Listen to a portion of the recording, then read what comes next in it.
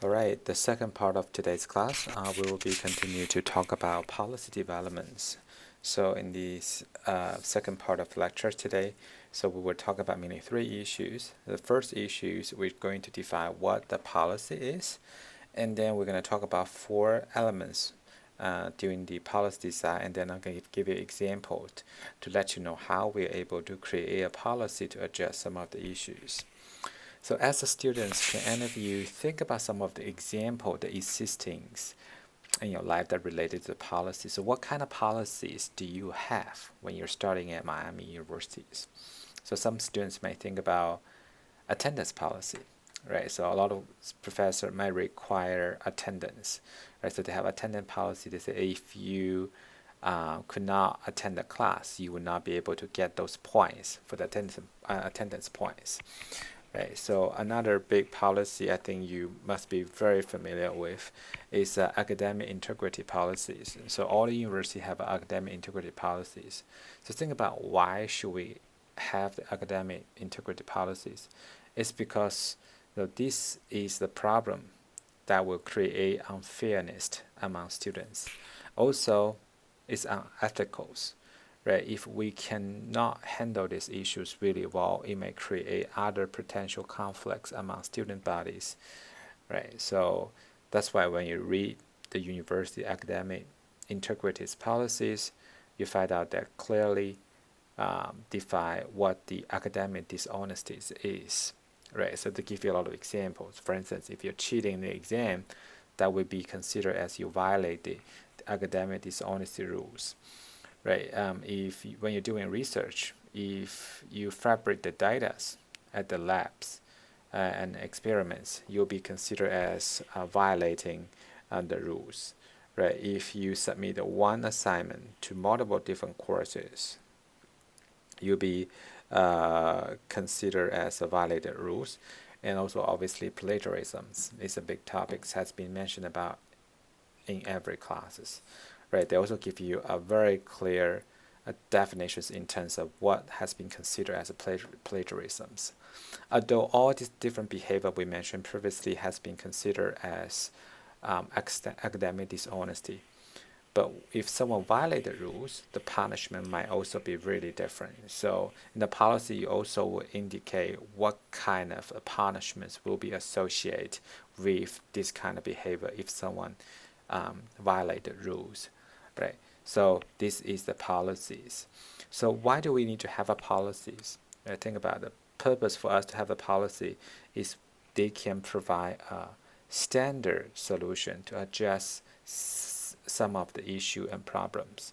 So if we're dealing with these issues, when we have a policy in hand, they can really help us address these problems and make the decision quicker, right? So those are the policies, the purpose of having a good policies in the organizations. So we talk about some policy that related to y'all as students, and think about in sports organizations, what kind of policy has been introduced, right? So you might have heard about anti-doping policies, right? And also in the sports events, in order to control the crowd and the professional sports organizations like MFL, they introduce clear bad policies and handle securities at the venues. Right. They also have some financial management related policies like travel policies, right, and also payment policies. And also there's some policy related to the marketing and promotions. So for instance, when EA try to collaborate with the MFL Player Association to create MFL esport games. So they won't have the right to use these retired players such as Peyton Manning's image in their game because Peyton Manning is no longer a member of the MFL Player Association, so they can't use that name, image, and other rights, right? So those also the policy has been introduced there. Right, so those are the policy has been introduced in the sports settings. So after looking at so many examples, so what is a policy? Right, for the definition, of policies are board guidelines or procedure for meeting the organization's objective. So the reason for us to have a policy is they provide a framework for decision making, and they provide us a common directions. And policy sometimes is also a formal expressions of organization standing decisions on very important, sometimes are very commonly happening issues. Right. Speaking of the policies, um, we are using example is the salary cap policies. So all the professional sports league in the U.S. we're using salary caps policies. So what are the purpose for having a salary cap policies? Right. So the purpose for having a salary cap policy is try to enhance the competitive balance among the teams, and also try to prevent a team from taking a lot of advantage over the other teams when they're competing in the same leagues. Right. So all the policy we develop, we have the reasons to develop policies. So we have a purpose. So you have to think about what are the purpose. So when you're writing your own policies. Speaking of the policy design, there are 4 different elements. So they include policy goals, including causal models, including the policy targets, and also including the policy instructions. So we're going to explain 4 elements one by one to help you to understand what those 4 elements about. The first one, when you create a policy, you need to have a goal. So when you're creating a policy, are you trying to eliminate problems or alleviate these problems, not to eliminate, or just try to manage the problems? So basically, we keep it from being worse. So what kind of policy is we try to eliminate problems? So drug testing policy, right? The reasons sports competition want to have a drug testing policy is just we try to prevent athletes from using performance enhanced drugs in the competitions. Right, so that's the first thing. So the second purpose is alleviate the problems. So it's a social media policy. A lot of professional sports organization and college sports organization, they're all using social media policies. Why do they using social media policy? So they're not trying to prevent people from using social media. So they actually encourages their athlete coach using social media to promote themselves and develop a group brandings for themselves. But they were using this policy to introduce, to help them to learn how they're able to use social media better, a more proper way. Right, the third types of the policies, the goals, we try to manage a problem, manage issues, like those security policies, right? Those security policy, the goal is they try to manage these problems, right? Another example is like recruiting policies, right? So now, in the college sports, the coaches cannot really reach out to those players during the recruiting process, including you cannot really use social media to reach out to the player because they try to provide fair decisions. They let students finally make the decision which school they want to commit to, right? So those is they try to manage their problems. So this policy cannot really address that problem, but they can manage the problems, not making it becoming worse. So those are the policy goal. So the second element in the policy design is a causal models. So basically, when you develop a policies, the contents of these policies need to have a theory that explain what caused the problems and what interventions will solve these problems. So the causal model has been shown in 5 different areas. The first one is acceptabilities, which means the levels of tolerance. The second one is accountabilities. So who must be answer? Who need to be responsible for overseeing the whole problems? The third one is the liabilities. Who is legally responsible for this? The next one is reliabilities. So how this can be very consistent. And last one is the responsibilities, right? So who or what should be blamed if someone violate these policies. So I'll give you an example to help you to understand these 5 different terms here. So now think about it. If you're going to create a travel reimbursement policy for your organization, that you are having organization, a business travel is very common when your employee done with that business travel coming back to your organizations, so they will have to reimburse the money they pay up front, right? So you have to develop a rule and policy to explain how they're able to reimburse the receipt they has been used during the business trips, right? So acceptabilities is basically try to mention about if one of employee travel to a business trip, so when could they start with this reimbursement process, right? For instance, you travel like in November's, can you reimburse next year in December's, right? Obviously, it's not, right? You have to turn in your receipt within these financial years, right? So when these people could have submit the order receipt for reimbursements. Right? Accountability is talking about who must answers.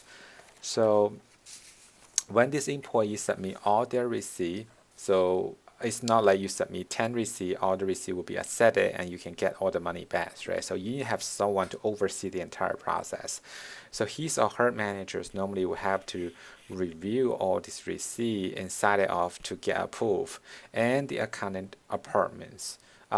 departments will continue to complete this process, and the employee will receive the monies, right? So this is accountability. So who must answer? Who must oversee this whole process, right? Liabilities is talking about who is legally responsible. So if this employee have business trip for 4 days, so they want to know what kind of money they have spent in these 4 days can be reimbursed. So can he reimburse this money he spent on traveling? How about during these 4 days he also hang out with his friend, buying some beers? Can they also reimburse these monies? So you need to have a very, very clear policies indicate what kind of thing they can reimburse, what kind of thing they can't reimburse. Right, reliabilities is what is consistent. So reliability is talking about when there's a 2 employee travel for business trip, so whether this policy will be applied for both them equally, or if the manager, they will apply for manager for different things. So for instance, if the manager travel for business trip, so he may be able to take business class, right? He may be able to stay in 5-star hotels, but the regular employees, possibly he can only take economic classes, right? He can only stay at 3-star hotel instead of 5-star hotel. So this is about consistencies. Having these policies need to enhance the consistencies. Last one is the responsibilities of who and what to blame. But think about it, if one of the employee, if they travel, so he lost his receipt, can this employee got fully refund for all the money he paid up front? So in these policies, you also need to indicate that you enforcement powers. So basically develop a travel reimbursement policy. What kind of information would you like to include here? First thing is the time frame. When can we reimburse? When you're done with the business travel, you can start reimburse. Until when, right? Procedures, how could this employee reimburse? So what item can be reimbursed and what cannot? And also employee responsibility. So employee have to keep all the receipt by themselves, right? And who will be the target audience? So when you introduce these policies, who are you trying to target? Are you target everyone who work for the organizations or your clients? And also you have enforcement powers. What if someone violates policies? What will be the consequence? How are you going to then deal with that and handle this, right? So this is when you create a policy, you will have to have these called causal models. Right? The third element we'd like to indicate is about policy targets. So basically, it's talking about individual or groups whose behavior is changes as a result of the policies. So are you creating an internal policy or external policies? Internal policy, you target every stakeholders that directly related to you. External policy obviously target external stakeholders like fans, media members, and sponsors.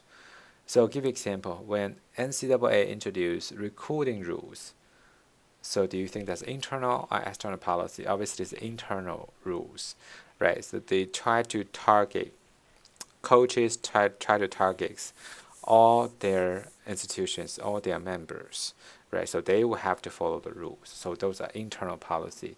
However, when NFL introduced a clear bet policy, so these are target fans, right? So those are external policies, right?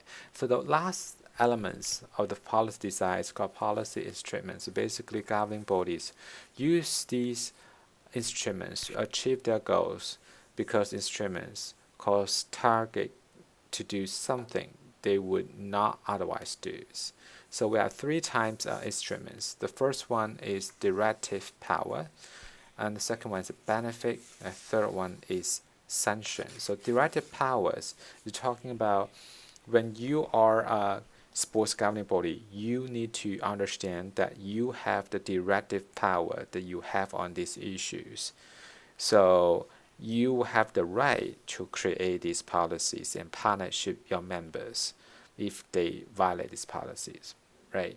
So the second one is benefit, right? So I'll give you an example. NCAA has a revenue sharing policy, but all the conference, they share these revenues equally, right? If you don't follow the policy, you might lose these benefits, right? This is called benefits. Third one is a sanction. So if someone who violate these rules, they will be receiving the punishments associated with these violations, right? So these are about policy instruments. We talk a lot about these policies. So now we want to look at a quick case study to help you understand how we are able to create a policy. So this is the problem scenario. So you're currently at AD, and how would you react if athlete asks for travelings to a particular road games on his own? So for instance, you working at AD, obviously your expectation is, whole team can travel together. So you don't want to have any issues associated with these travelings, right? So you definitely expect everyone to travel with the team together to the competitions, right? However, that is possible that some students, athletes, may not be able to travel with the team. Maybe they have the exam they have to deal with. Maybe they have the parents are going to the game. The parents hope he can travel with the family together to the games. So how are you going to deal with this issue and problems? So there are a couple of questions you have to think about. Should these concern the administrators? Should you worry about it? Was it a very serious issue that you need to have a policies on? I think you should, right? So are there any larger issues to consider? So if someone travel by themselves, right? So if they got some accidents, how are you going to deal with that? Right? So you have to think about, will this matter if the athlete decide to travel with his parents or with his girlfriends? Right? So who will be fully responsible in the events of accidents, and who should be the one making the final decision? So who will need to say, yes, you can travel by yourself with your families, right? So you, in the policy, you need to try to answer all these questions. So let's look at these examples from the textbook, right? So this policy is not long at all, but it contains a lot of information, right? The policy say it's expected that athletes will travel to and from athletic contests with their teammates on the carriers provided by the colleges.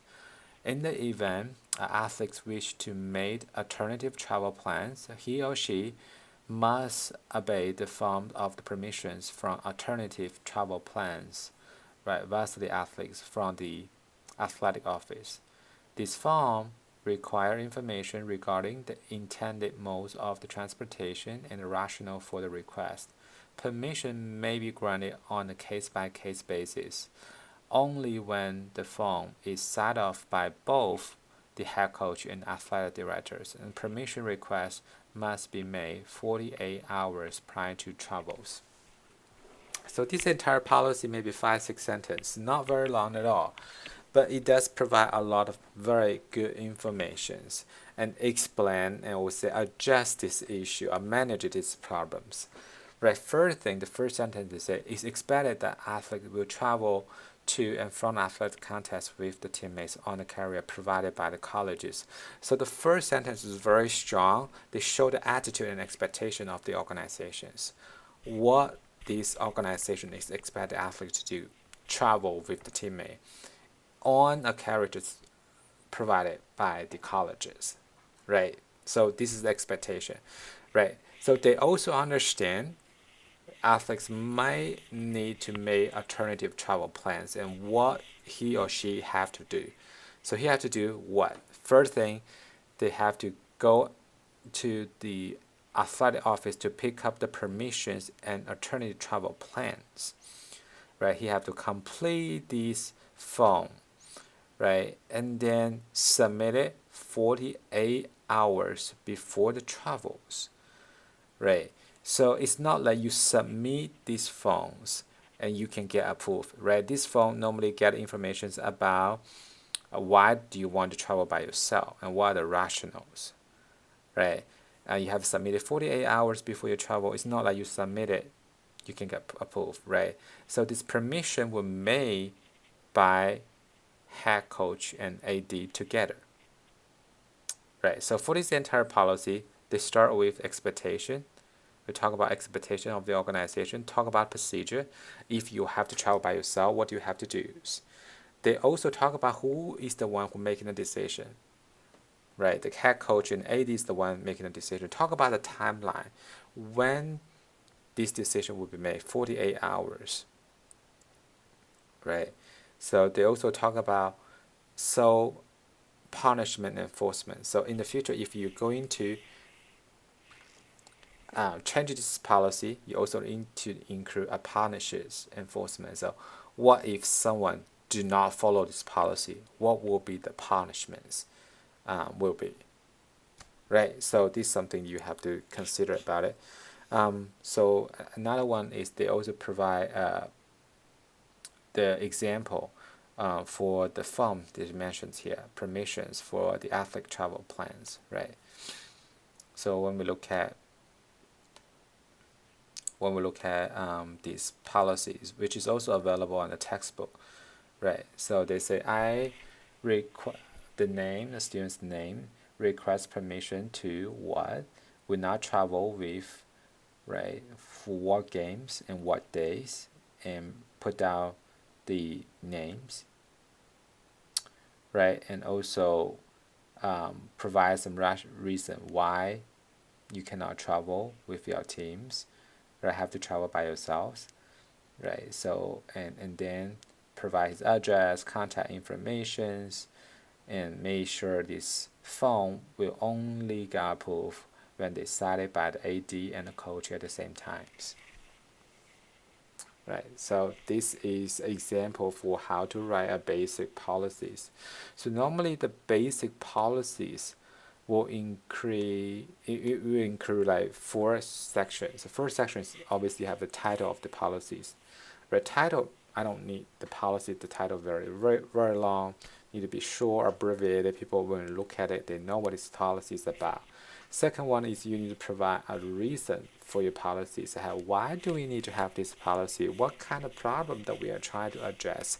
How this policy will benefit the organization and the members associated with this organization. And then it's a policy statement that the example has shown you is a policy statement specific about what you have to do, right? And then it's a sanctions, special sanction to be taken. So what if someone violates policy? What punishments will be associated with that? Right. So for the assignment today, I hope that you can write a policy. So this is a scenario that provided for you. So as a high school athletic director, you supervise a large sports program with 19 sports and also are determined to be fair to each of the team. Your current program is 6 sports, including girls field hockey, boys football, girls and boys soccer, lacrosse, and archery require practice in the game time on the only outdoor field that you have. So there are 6 teams using one facilities for practice and for the game times. So you will have to go and write a policy to describe about the procedure if this team want to use sports facility and set the boundaries for the team if they want to use the field of sports properties. So one of the problems that you're having right now is you have 6 different teams, right? But you only have one facility. 6 teams will have to use that facilities. So your job as AD, then you will have to be responsible to determine what time frame, what team can use these facilities. So when you're writing these policies, you will have to introduce the procedures. So if you're currently a head coach of the girls soccer team, they say, this is my training plan next week is I want to use the facility Monday, Wednesday, Fridays, and what time. So you have to introduce a procedure if a team want to use a facility, how do they have to do, right? Very similar to the policy that we just looked at previously. So when do they need to submit these documents, right? And who need to be approved, right? So those kind of information that you have to adjust. You also have to think about what if the team cannot use the facilities associated with university, associated with this high school, but the team will have to use the facilities of schools. What should they do, right? So who should be responsible for approving these requests, right? So in your policy, I hope you could have a title of the policy, provide a brief explanation of the reason for creating the policy, and have a policy statement which is also including sanctions, like what we explained previously. Here, having a title, reason, policy statements, and sanctions. So when you're done, you can share your policies on the discussions, on the online discussions, and don't forget to respond to another 2 students' policies to make some comments on their policy to see whether the policy the other class may create have addressed these issues and what the problem associated with the policy the other people develops and how they're able to improve to make the policies better. Alright, so this is about today's online assignment. So you have like 2 days to work on it. If you have any question, please feel free to email me and let me know. Alright, that's it for today. We'll see you next time.